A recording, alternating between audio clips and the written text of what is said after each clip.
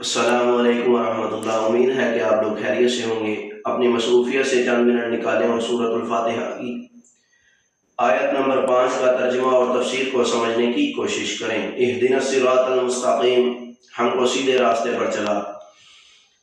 تفسیر صراط الجنان، اہدنا الصراط المستقیم، ہم کو سیدھے راستے پر چلا۔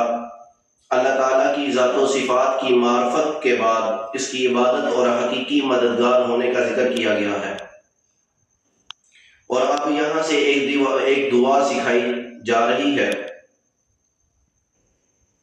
کہ بندہ یوں عرض کرے: اے اللہ، تو نے اپنی توفیق سے ہمیں سیدھا راستہ دکھایا، اور اپنی توفیق سے ہی اس پر ثابت قدم رکھ۔ یاد رہے کہ اللہ تعالیٰ نے بہت سے ذرائع ہدایت حاصل کرنے کے لیے عطا فرمائے ہیں، ان میں سے چند درج ذیل ہیں۔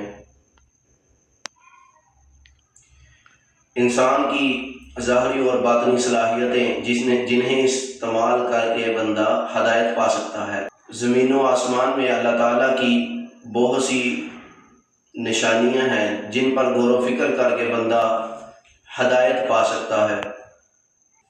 اللہ تعالیٰ کی نازل کردہ کتابیں زبور، تورات، انجیل اور قرآن مجید۔ قرآن مجید سے پہلے زبور، تورات اور انجیل سے لوگ ہدایت حاصل کرتے تھے۔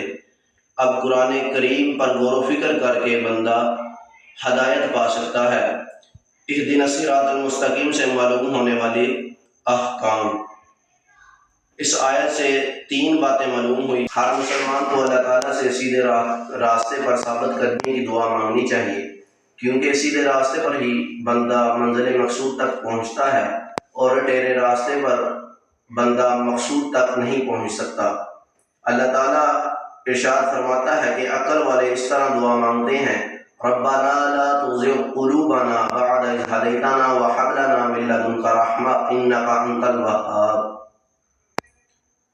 ترجمہ کنز الایمان: اے ہمارے رب، تو نے ہمیں ہدایت عطا فرمائی، اس کے بعد ہمارے دلوں کو ٹیڑھا نہ کر، اور ہمیں اپنے پاس سے رحمت عطا فرما، بے شک تو بڑا عطا فرمانے والا ہے۔ عبادت کرنے کے بعد بندے کو دعا میں مشغول ہونا چاہیے۔ مزید ایسی اسلامی ویڈیوز دیکھنے کے لیے ہمارے چینل کو سبسکرائب کریں، اس ویڈیو کو لائک کریں، کمنٹ کریں، شیئر کریں۔ شکریہ۔ السلام علیکم ورحمۃ اللہ۔